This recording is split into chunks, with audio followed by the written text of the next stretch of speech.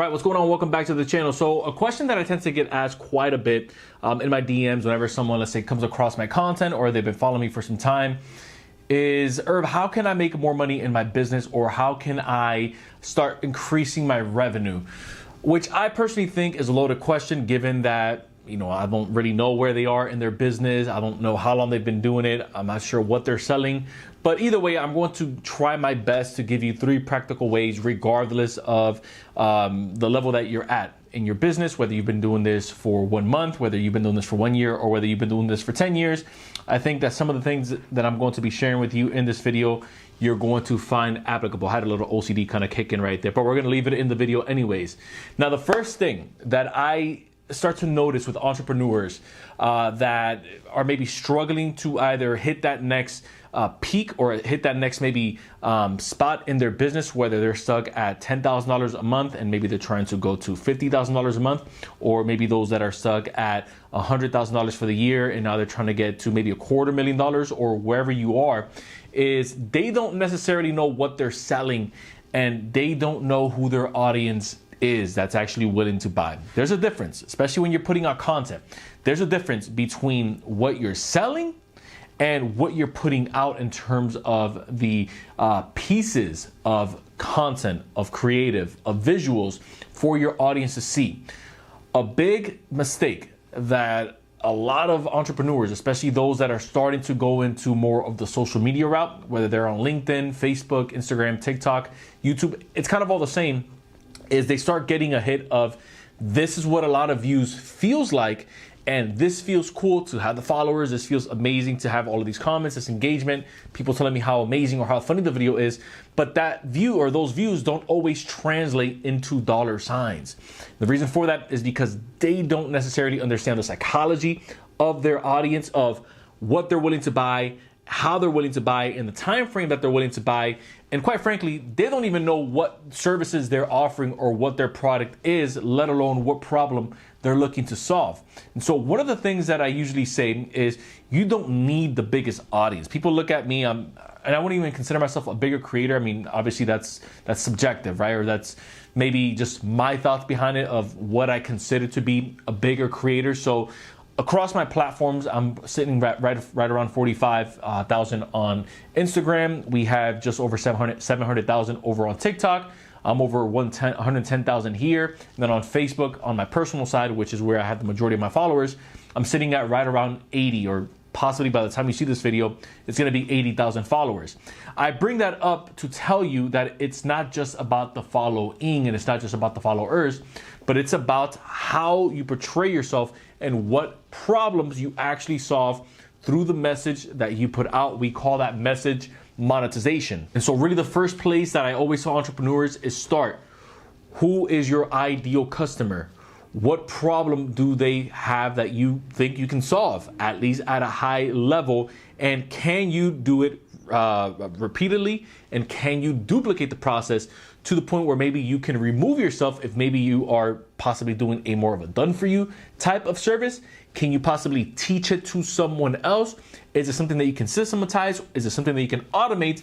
Remove yourself, or at least remove of yourself as much as you can, so that you can continue to grow that revenue and continue to blow it up. That's just my 2 cents on that side. Now we also have the second portion of what I think entrepreneurs lack. And this is at any level, right? Especially if you've been doing it for some time, and this is your ability to focus. Now I know it's one of those things where once you hear someone talking about mindset, or once you hear someone talking about maybe something that's not as tangible, we tend to log off, or we tend to kind of check out, because we want, let's say, 1, 2, 3 steps. Just tell me, let's say, how many calls I have to make, how many people I have to DM. But when it comes to focus, I think that this is really one of those things that we really need to pay attention to, because you could be kind of circling the same project day in, day out, but nothing's really getting moved. Like the needle's not even moving, right? The pendulum's not swinging. And so I remember reading in the book Deep Work, where they mentioned for every, let's say, hour of work that you're doing, let's say for every hour that you come off of intense work that you're doing, it takes about 25 to 30 minutes for you to kind of get back in the zone. And so for anyone that says that, well, I multitask, so I'm, let's say, creating a piece of content, but I'm also taking a client call, but I'm also, let's say, designing the front page of my website, well, you're going to notice that everything that you put out is really mediocre, especially if you are in a competitive space. And I hate to break it to you, if that's kind of like the game that you're running, then it's no wonder why you're stuck. I mean, obviously, if you clicked on this video, it's because you wanted some real advice and you wanted some tough love. And so I'm kind of giving it to you here. You want to focus. If you are working on your copy, on your sales page, if you're not paying somebody, you're doing it yourself.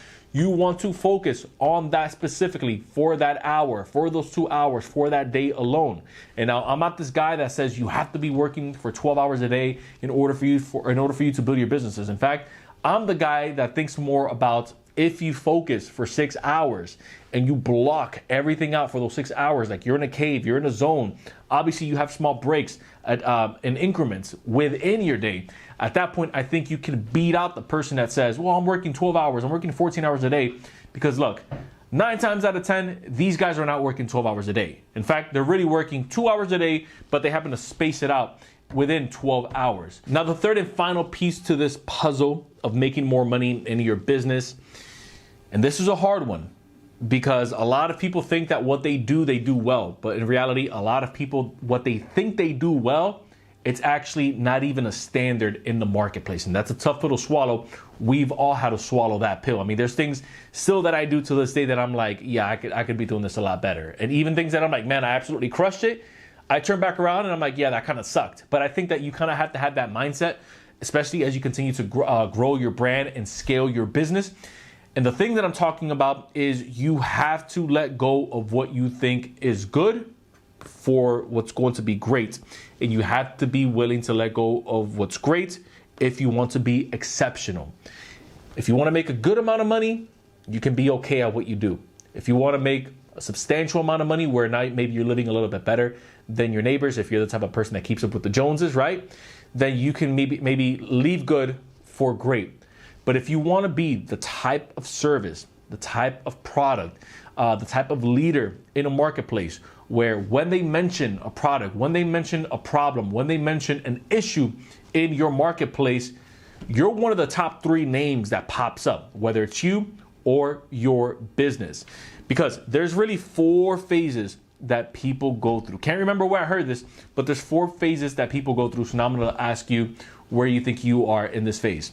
Phase 1, when someone is, let's say, making it, or someone's kind of building out that name or building out that business, building out, let's say, that infrastructure.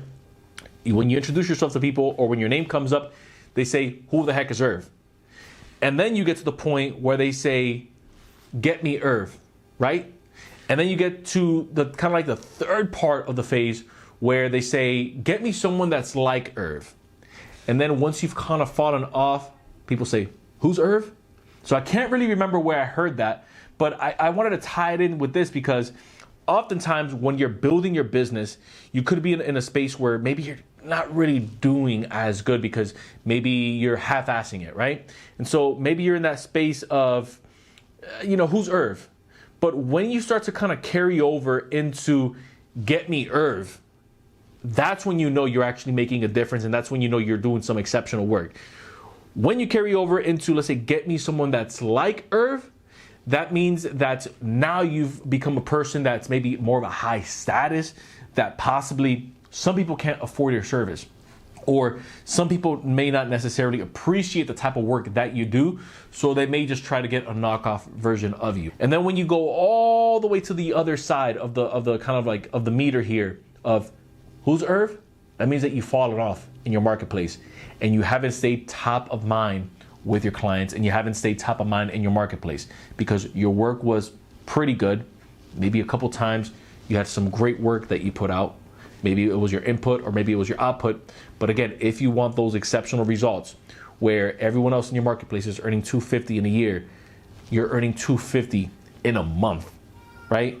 That's going to require from good to great, from great to exceptional. So those are really my 3 thoughts on whenever someone asks me how can they make more money in their business. Again, I really think that this is something that anyone can take regardless of where they are in their entrepreneurship journey, whether you're a month in, a year in, or 10 years in. If you found value in this content, consider hitting the subscribe button down below. Join the official community. Don't forget that anytime I'm not posting on here, I'm posting over on the Insight with Irv show, which is my podcast style channel. So if you like what we have going on over here, you'll love what we have going on over there. Once again, I appreciate you guys checking me out. Till next time, everyone, I will see you in the next video.